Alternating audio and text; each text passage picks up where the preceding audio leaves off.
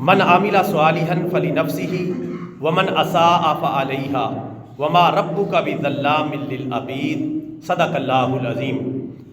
برادران اسلام، ابھی میں نے آپ کے سامنے پارہ نمبر 24 سورہ حامیم سجدہ کی آیت نمبر 46 تلاوت کرنے کی سعادت حاصل کی ہے۔ اس آیت کریمہ میں اللہ تعالیٰ ارشاد فرماتا ہے، جس آدمی نے بھی نیک عمل کیا تو اس نے اپنے فائدے کے لیے ہی نیک عمل کیا، اور جس آدمی نے برا کام کیا تو اس برے کام کا انجام اور وبال بھی اسی پر ہوگا، اور تمہارا رب بندوں پر ظلم کرنے والا نہیں ہے۔ برادران اسلام، آیت کریمہ کا ترجمہ آپ نے سماعت فرما لیا، جس میں اللہ تبارک و تعالیٰ نے دو ٹوک طریقے سے سارے لوگوں کو آگاہ کر دیا ہے، خاص طور پہ مسلمانوں کو۔ فرمایا کہ جو بھی بندہ نیک عمل کرے گا تو وہ نیک عمل اس کے اپنے فائدے کے لیے ہے، اس کی اپنی ذات کے لیے ہے، اور اس کی اپنی دنیا و آخرت کی کامیابی کے لیے ہے۔ اور جو بندہ برا کام کرے گا، غلط کام کرے گا، خلاف شریعت کام کرے گا تو اس کا وبال اور اس کا عذاب بھی اسی پر ہوگا، اسی کا نقصان ہوگا۔ یعنی نیک عمل پر جو فائدہ ملنے والا ہے وہ بھی عامل کا ہے، اور جو برے عمل کے اوپر عذاب ملنے والا ہے وہ بھی اس برے عمل کرنے والے پر ہے۔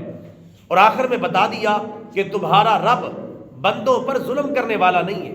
اللہ تعالیٰ بندوں پر ظلم نہیں کرے گا، بلکہ اللہ تعالیٰ تو عدل اور انصاف فرمائے گا۔ جس نے نیک کام کیا ہوگا، اچھا کام کیا ہوگا، اس کو شاندار بدلہ، شاندار انعام اللہ تعالیٰ عطا فرمائے گا، اور اس میں کوئی کمی کوتاہی نہیں ہوگی۔ اور جس نے برا کام کیا ہوگا اسے اس برے کام کا انجام دنیا و آخرت میں بھگتنا ہوگا۔ جہنم کی شکل میں بھی ہو سکتا ہے، اللہ تعالیٰ کے دیگر عذابات کی شکل میں بھی ہو سکتا ہے۔ وہ اپنے عمل کا خود ذمہ دار ہے، یعنی جیسا کرو گے ویسا بھرو گے، جو بوو گے وہ کاٹو گے۔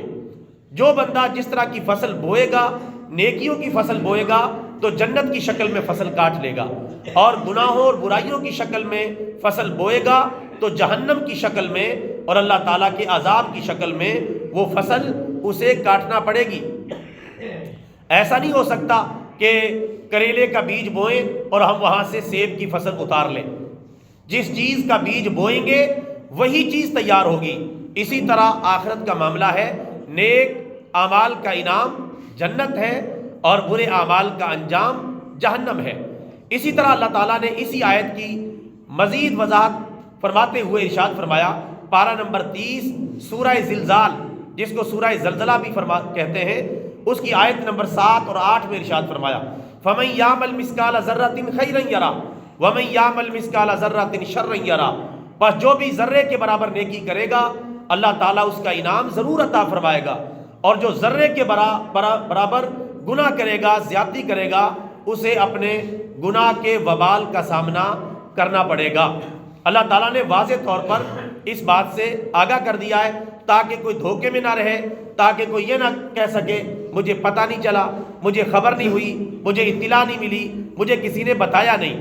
اللہ نے قرآن نازل کر کے اور اپنے پیارے نبی کو بھیج کر اور اپنے پیارے نبی کے فرمودات کو محفوظ کر کے ساری دنیا کے اوپر اتمام حجت کر دی ہے۔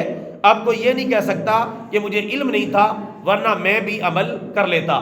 اللہ کا قرآن ہر گھر میں، ہر مسجد میں، ہر جگہ پر موجود ہے، اس سے رہنمائی حاصل کی جا سکتی ہے۔ پیارے نبی کے فرمودات کی کتابیں بھی ہر جگہ دستیاب ہیں اور ہر جگہ موجود ہیں، لہٰذا ان سے بھی مطالعہ کر کے رہنمائی حاصل کی جا سکتی ہے۔ علماء سے پوچھ کر رہنمائی حاصل کی جا سکتی ہے، جیسا کہ قرآن پاک نے فرمایا، فَاسْأَلُوا أَهْلَ الذِّكْرِ إِن كُنتُمْ لَا تَعْلَمُونَ۔ تم علماء سے پوچھ لیا کرو اگر تمہیں کسی بات کا علم نہ ہو۔ لہٰذا اب کسی کے پاس کوئی بہانہ نہیں بچا۔ اللہ تعالیٰ ہم سب کو عمل کی توفیق عطا فرمائے۔ آخر میں یہ بات ذہن میں رکھے کہ اگر ساری دنیا اللہ تعالیٰ کی عبادت کرنے لگے اور سجدہ ریز ہو جائے تو اللہ کو ذرہ برابر بھی فائدہ نہیں، اور اگر ساری دنیا اللہ کی نافرمان ہو جائے، کوئی بھی اللہ تعالیٰ کی عبادت نہ کرے، اللہ تعالیٰ کو ذرہ برابر بھی نقصان نہیں ہے۔ اللہ تعالیٰ نفع اور نقصان سے بالا تر ہے، وہ عظیم ذات ہے، قادر مطلق ہے، پوری کائنات کو پیدا کرنے والا ہے، شہنشاہ اعظم ہے، اور وہ ہر چیز پر قادر ہے، اسے اس بات کی کوئی پرواہ نہیں۔ جس نے نیک عمل کرنا ہے اپنے فائدے کے لیے کرنا ہے، اور جس نے برا کام کرنا ہے اس کا خمیازہ اسے خود بھگتنا ہوگا۔ لہٰذا اللہ تعالیٰ کی ان باتوں کا کوئی نفع اور کوئی نقصان ہونے والا نہیں ہے۔ اللہ تعالیٰ کی شان تو یہ ہے کہ ساری مخلوق ایک میدان میں جمع ہو کر مانگے اور اللہ تعالیٰ سب کی طلب کے مطابق سب کو عطا کر دے، اللہ کے خزانوں میں ذرہ برابر بھی کمی نہیں ہوگی، اور ساری مخلوق جو ہے اللہ تبارک و تعالیٰ کے سامنے اسی طرح مطالبہ کرے اور ہر کو اس کی ڈیمانڈ دے دی جائے، تو اللہ تعالیٰ کے خزانوں سے اتنی سی بھی کمی نہیں ہوگی۔ جتنی سمندر سے قطرہ لے لیا جاتا ہے اتنی سی بھی کمی نہیں ہوگی، اس میں تو تھوڑی سی کمی ہو جائے گی ایک قطرے کے برابر، لیکن اللہ تعالیٰ کے خزانوں میں اتنی کمی بھی نہیں ہوگی۔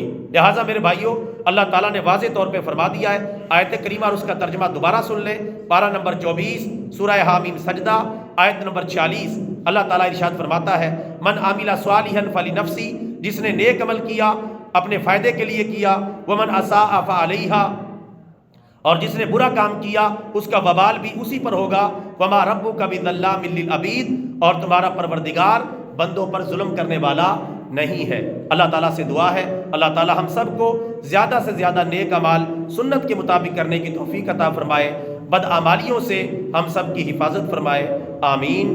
وما علینا الا البلاغ المبین۔ بسم اللہ الرحمن الرحیم، الحمدللہ رب العالمین والعاقبۃ للمتقین، والصلاۃ والسلام علی سید الانبیاء والمرسلین، اللہم انت السلام ومنک السلام، تبارک ربنا وتعالیت یا ذا الجلال والاکرام، اللہم ربنا ظلمنا انفسنا وان لم تغفر لنا وترحمنا لنکونن من الخاسرین، ربنا آتنا فی الدنیا حسنہ وفی الآخرۃ حسنہ وقنا عذاب النار، اللہم اید الاسلام والمسلمین، اللہم اعز الاسلام والمسلمین، اللہم انصر المجاہدین واخذل الکافرین والمنافقین والمرتدین والمتذبذبین، اللہم ارزقنا